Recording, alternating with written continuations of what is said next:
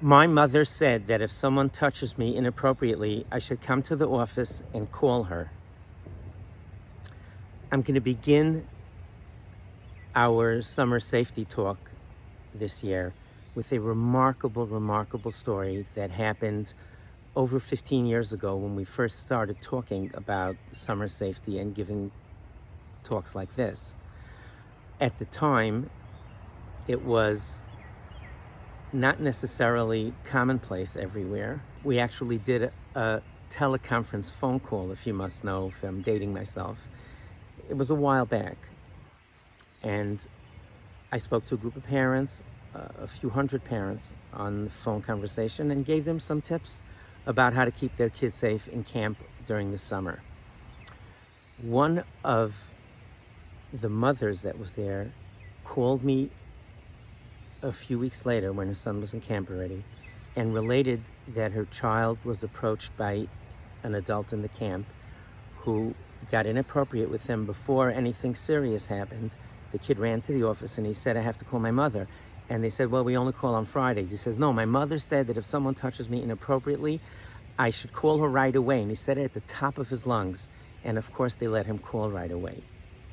This stuff really works. I don't want you to feel frightened. I want you to feel empowered.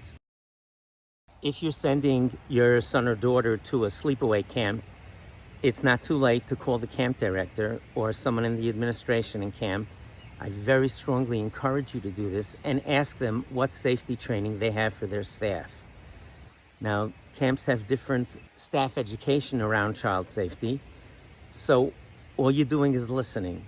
The only thing that should concern you is if the administration member says, oh, thank God, nothing like that ever happens around here. That should get you concerned.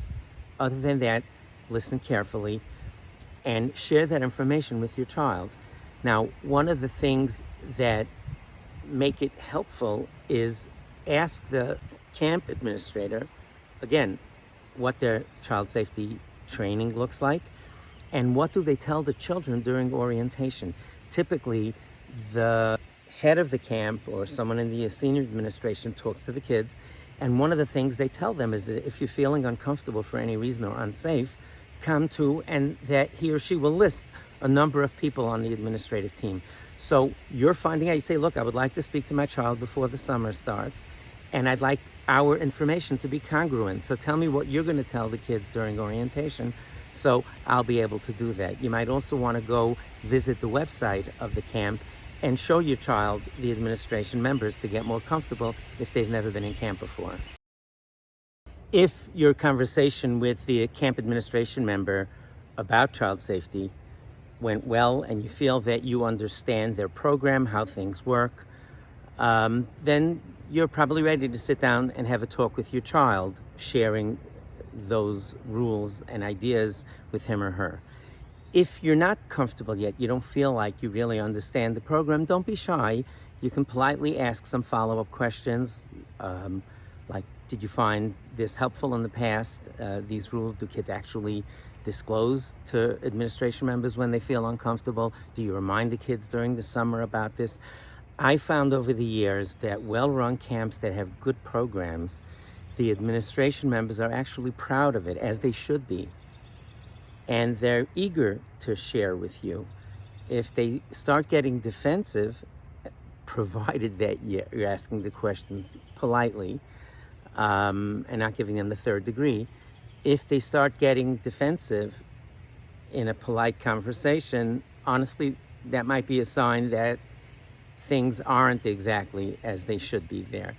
But find out and get a comfort level where you understand it well so that you can pass that information on to your child. Some talking points when you sit down with your child and actually discuss what the administration member said regarding child safety and how things work in the camp.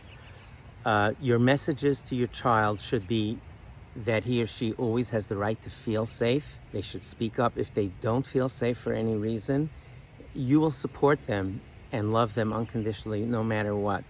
Now, if your child starts rolling their eyes, just go on with what you're saying. It's okay. Everybody has their role to play. You tell them, they roll their eyes. It's okay. They're listening. It's about establishing norms. It's about telling them that, generally speaking, during the year, we're around. Your parents are around, or your parent is around to protect your safety if you're feeling unsafe. Now that we're far away, the camp administrators share that role with us. So make them feel comfortable and empowered to speak up if something is not going right. And you can improvise as you go. You can say something like, feel free to go to the office and call me if you're not really comfortable talking to an administration member. You might want to make up a code word that your child will use in a conversation if they're not feeling safe and they don't feel there's privacy there. Do whatever you can to set their minds at ease. Rabbi Horowitz, I got to tell you this. I bought my son, who just turned bar mitzvah, I bought him a weekday watch that I told him I want him to wear all the time. And I said that because you're going to shul, to synagogue by yourself now, I want you to be safe at all times. So just in case an adult corners you in a room and you're feeling uncomfortable, look at your watch and say, my father's picking me up in 2 minutes. I gotta go. I heard this from a father who was at one of my safety classes many years ago, and he added that to his child safety training for his son. I didn't tell him to say that. It was a brilliant idea. I wish I would have thought of it. I love collecting best practices, and that was a great one. What that father did is he thought about scenarios. He got the regular safety package that I was discussing there, but he was thinking, as he should have been, he was thinking ahead and saying, what happens if my son's in shul, in synagogue by himself? So he created this whole construct. An adult tried to abuse his child, and his son used that thing and got right out of the building. So I'm going to do the same with the summer safety and encourage you to add to what I'm saying. A significant component of summer child safety that's not sleepaway camp related, but for the rest of the summer, or for your children who aren't attending summer camp, is about situational awareness. It's about understanding possible areas of danger and understand the reality that when your child is in a regular school setting, think about how many adults and older children they come in contact with throughout the course of a week. They're basically, the same group. It's pretty predictable. They're in a routine. Summertime, almost by definition, is not routine. And they're exposed to so many more people that they don't know. And they're doing things out of routine, in addition to, let's say, you send them to day camp. So that is structured. But because so much of the summertime, thankfully, is a time for kids to hang out and really enjoy themselves away from school, I encourage parents to think about danger possibilities and how to remediate them, like that father did in the story I said yesterday, buying his child a weekday watch. By all means, see that you give your children a child safety refresher before the summer and talk about the general rules of child safety. No one is ever allowed to tell them to keep a secret from their parents. If they feel uncomfortable for any reason, they have a right, and a sacred right, to get out and come to one of the parents, to other trusted adults that you designate, and tell them, especially if you're in a bungalow colony or in a much more open space where things aren't as organized as they are all year, they need to know that they can get out of something that doesn't feel right to them.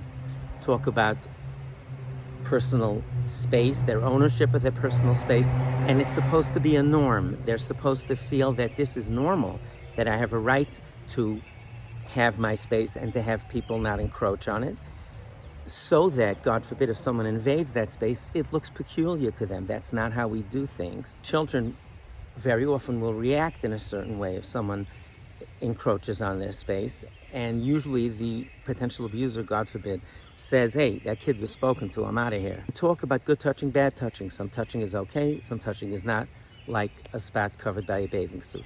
Have a refresher talk with them before the summer, listing all of these items. Please resist the temptation to tell children frightening stories of someone, God forbid, who was abused, or say other things like that that will really bug them out and frighten them. The research shows that children and adults, when we get frightened, the fear really crowds out what else is going on in our minds, and research shows that it's difficult to retain information when you're feeling terrified. So by all means, have the conversations with your children, but not frighten them. Do it in a way that there's a moderate amount of anxiety, which is important. You're telling them about something that is safety related, but not in a frightening way. Quite to the contrary, try to have them feel empowered, especially in a summer setting like a bungalow colony, or when they're away at friends or relatives. In settings like that, it's possible that they'll be in a situation where they're starting to feel uncomfortable. And the research shows that the best time for kids to get out of a situation where they're uncomfortable is early on. In other words, train them that they don't have to feel house on fire uncomfortable. You tell them, even if you're feeling a little bit uncomfortable, if something doesn't feel right, follow your instincts. That's an extraordinarily valuable message to teach your children.